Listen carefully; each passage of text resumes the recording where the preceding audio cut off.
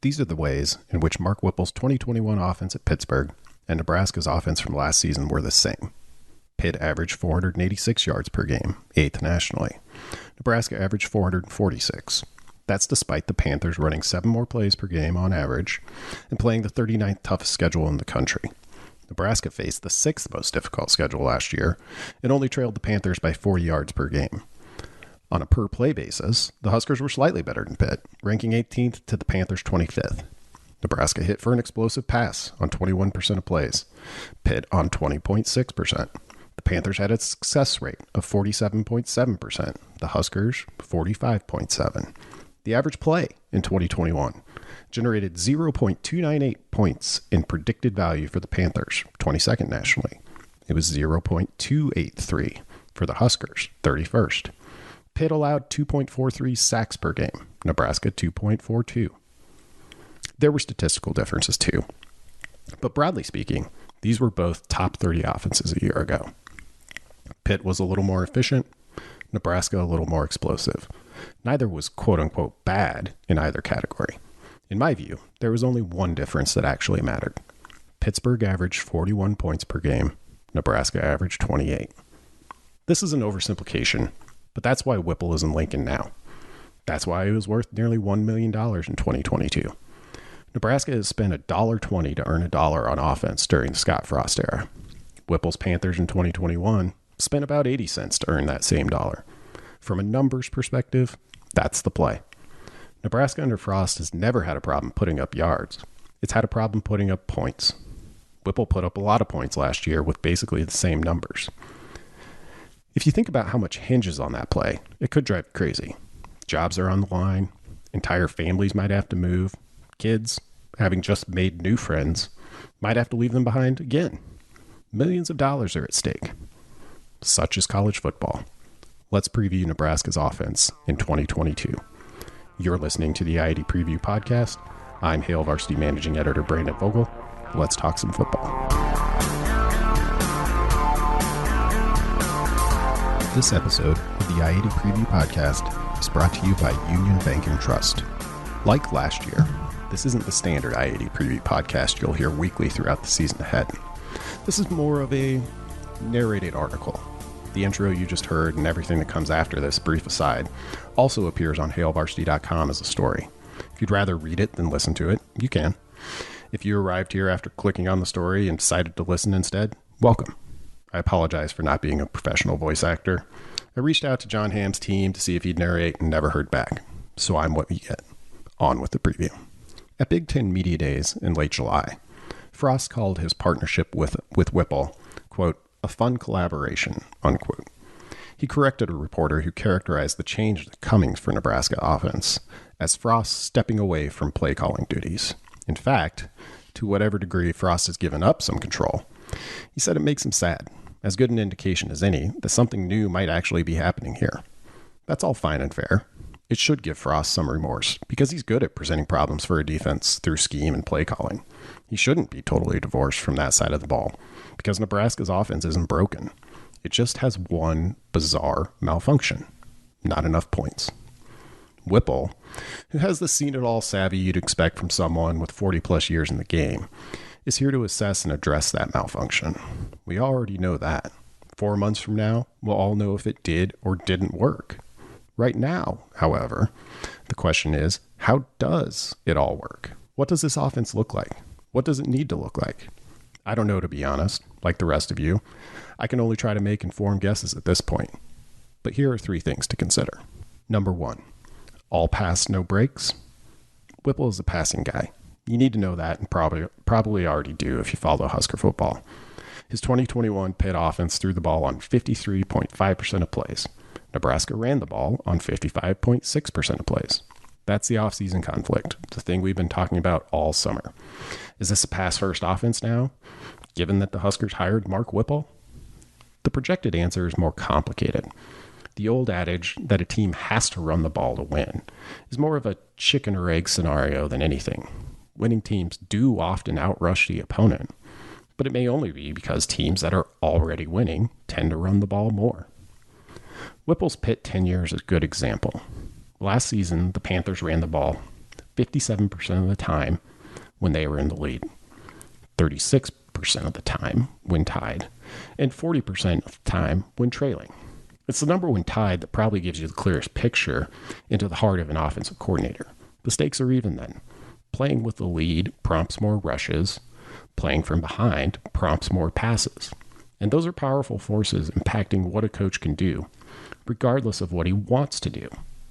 When all things were equal in 2021, Whipple opted to throw the ball a lot, and it would have been dumb not to. He had an eventual Heisman finalist at quarterback and one of the best receivers in the game. Before that was the case, in 2020 and 2019, Whipple's Pitt offense still threw the ball more than they ran. There's not a lot of mystery about what he wants to do. How often he does it at Nebraska in 2022, however, largely depends on how things go. In addition to the vast difference in scoring between the Panthers and Huskers last season, there was another one worth noting. Pitt's offense had a lead on 55.6% of the plays it ran last season. Nebraska had a lead on 28.8% of plays in 2021. And this has been a consistent problem through the Frost era. In 2018, the offense had a lead for 30% of the plays. It was 35% in 2019 and all the way down to 26% in 2020. The Huskers have constantly had to play uphill. If you're worried by the idea of a pass-first offense in the big, burly Big Ten, I get it. The track record of that approach succeeding in this league isn't extensive. Ohio State can do it, but it laps everybody in terms of talent. Purdue tries to and has had some good results. Indiana tried to under Kevin Wilson.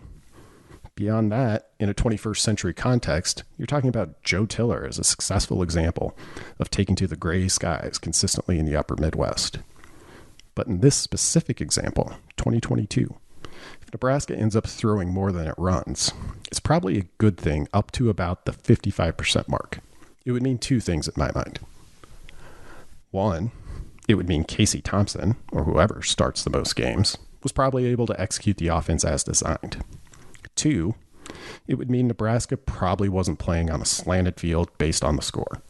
This is where, between 50 and 55% pass, I'd guess this first Whipple offense lands.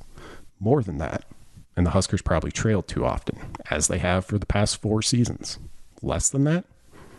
Could be great news, or it could be terrible news. Point to consider number 2, run it back. Now, let's get to Frost's part in this hopefully fun collaboration. He trends towards run, probably not a surprise given the offense he played in, Nebraska's, and the offense he made his coaching name in, Oregon's. The Huskers have been a run-first team all 4 years under Frost, despite not getting enough out of the running backs after Devine Ezigbo in 2018. It's where Frost comes from. Whipple may have offered a hint at the division of duties this summer during a Sports Nightly radio appearance. Speaking about Logan Smothers, the only returning quarterback with experience at Nebraska, Whipple said Smothers only had to learn half the playbook. That half was the passing game, Whipple's concepts. The half he already knew was the run game, Frost concepts. At least that's how I read it. It might make sense if that were the case. Despite a heavy reliance on Adrian Martinez for yards, and Luke McCaffrey for a couple of games in 2020, the Huskers' run game may have totaled out better than you think. In a conference where rush yards are hard to come by, Nebraska's rushing offense has finished in the top half of the Big Ten all 4 years under Frost. Last season, 6th, was its lowest ranking yet, but that was against one of the 10 toughest schedules in the country. The good news, bad news of this run-pass breakdown is this. Unless Nebraska has a breakout star in its running back room right now, it's hard to see the passing game not being the Huskers' weapon of choice. If Nebraska does have such a back, great news. Maybe it's Gabe Irvin Jr., building on the promise shown during an injury-shortened season. Maybe it's Ramir Johnson, the solid, often underappreciated option. Maybe it's one of the newcomers. If the Huskers don't have such a back, a run-first focus might mean that the football gods have finally smiled upon Lincoln. That would be a nice thing for Nebraska's immediate goals, but perhaps not all that sustainable. The bad news.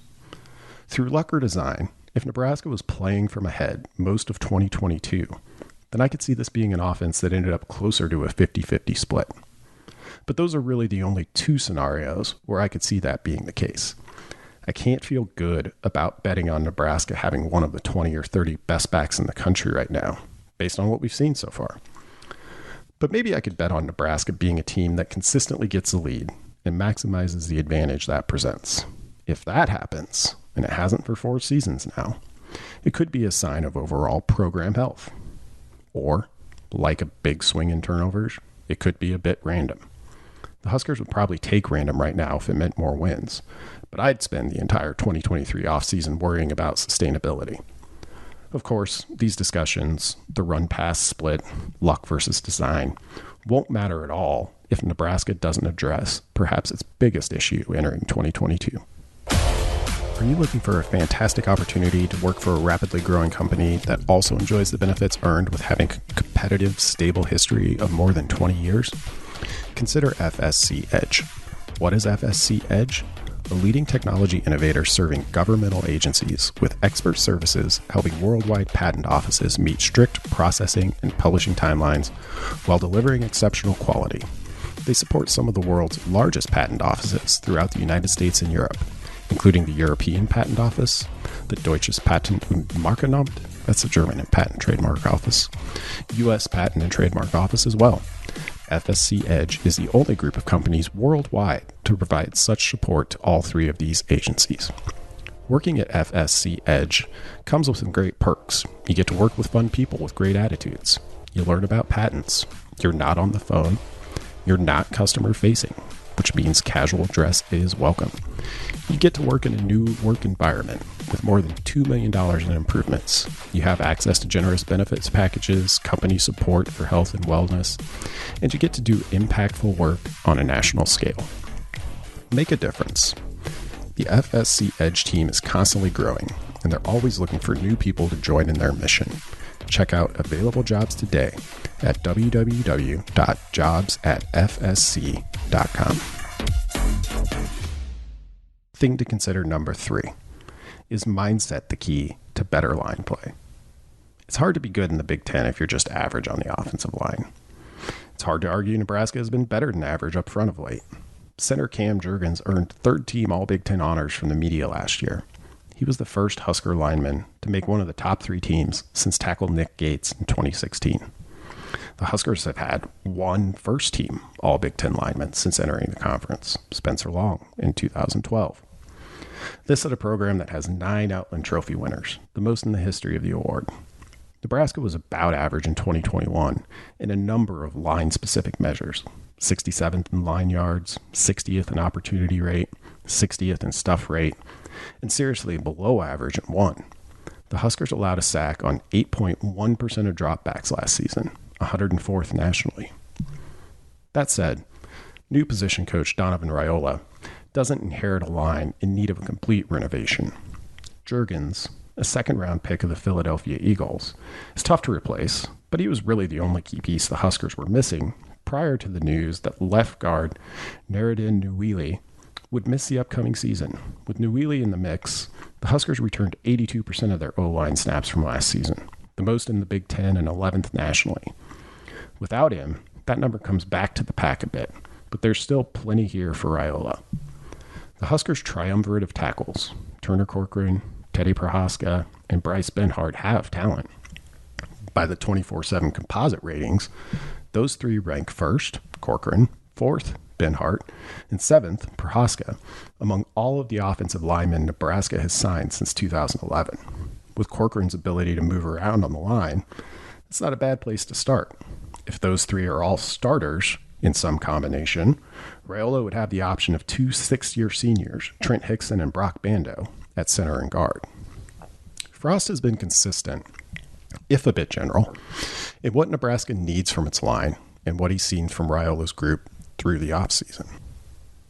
Quote, "What really drew me to Donnie is, what I believe in from an attitude and technique standpoint on the offensive line, is exactly what he coaches," Frost said at Big Ten Media Days. "I think that change can make us a little bit better. He's done a good job getting that team, that group, to be a unit and be a brotherhood." Could improved line play really be as simple as a change in mindset? Maybe. It is the biggest position group on the team, so a feeling of camaraderie among the group probably matters the most up front. Playing on the line also involves some of the hardest work for the least amount of attention. Pride in a job well done is often the only immediate reward, and that's not everyone's default setting. Sometimes you need someone who can instill that. Frost is betting Raiola's the guy. Bando called his new position coach very demanding, but said, "That's what we need right now." More than once this offseason, Frost said he believes Raiola's impact will be noticeable. It needs to be. "I'm not saying anything that everybody doesn't already know," Frost said, "but as that group goes, we're probably going to go." And so it goes. Thanks for listening to the I-80 preview. If you like the show, do all your podcast chores, rate and review it, share it, tell a friend and an enemy, just for fun. I'll be back next week to take a look at Nebraska's defense, and then we'll transition to our regular game and opponent previews each week.